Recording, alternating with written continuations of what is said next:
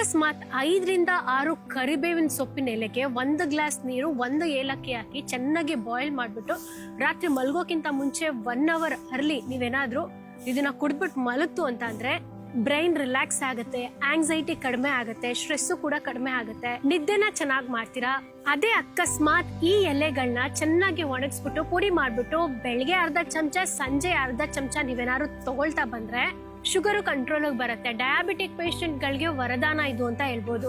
5 ಚಮಚದಷ್ಟು ಇದೇ ಪುಡಿಗೆ ಒಂದಷ್ಟು ಎಳ್ಳೆಣ್ಣೆನ ನೀವು ಮಿಕ್ಸ್ ಮಾಡ್ಬಿಟ್ಟು ರಾತ್ರಿ ಇಟ್ಬಿಟ್ಟು ಬೆಳಗ್ಗೆ ಎದ್ದ ತಕ್ಷಣ ಸ್ವಲ್ಪ ಬೆಚ್ಚಕ್ ಮಾಡ್ಬಿಟ್ಟು ಕೂದಲಿನ ಬುಡಕ್ ಹಚ್ಚೋದ್ರಿಂದ ಡ್ಯಾಂಡ್ರಫ್ ಎಲ್ಲ ಹೋಗುತ್ತೆ, ಕೂದಲು ಕೂಡ ಕಪ್ಪಾಗುತ್ತೆ, ನಿಮ್ಮ ಸ್ಕಾಲ್ಪ್ ಆರೋಗ್ಯ ಕೂಡ ಚೆನ್ನಾಗಿರುತ್ತೆ.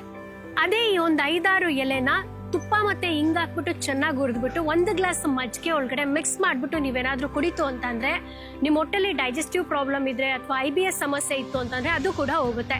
ಅದೇ ಈ ಒಂದು ಫ್ರೆಶ್ ಎಲೆಗಳನ್ನ ತಗೊಂಡು ಚೆನ್ನಾಗಿ ಪೇಸ್ಟ್ ಮಾಡ್ಬಿಟ್ಟು ನಿಮ್ಗೇನಾದ್ರೂ ಡರ್ಮಟೈಟಿಸು, ಎಕ್ಸಿಮಾ, ಸೋರಿಯಾಸಿಸು ಅಂತಹ ಚರ್ಮ ಸಮಸ್ಯೆಗಳಿತ್ತು ಅಂತಂದ್ರೆ ಇದನ್ನ ಹಚ್ಚೋದ್ರಿಂದ ನಿಮ್ಗೆ ಎಷ್ಟೊಂದು ಆರಾಮ್ ಅಂತ ಅನ್ಸುತ್ತೆ. ಗೊತ್ತಿಲ್ಲದೆ ಇರೋ ಸ್ನೇಹಿತರಿಗೆಲ್ಲರಿಗೂ ಶೇರ್ ಮಾಡಿ, ಸೇವ್ ಮಾಡ್ಕೊಳ್ಳಿ. ತಪ್ಪದೆ ನಮ್ಮ ಪೇಜ್ ಅನ್ನು ಕೂಡ ಫಾಲೋ ಮಾಡಿ. ಧನ್ಯವಾದ.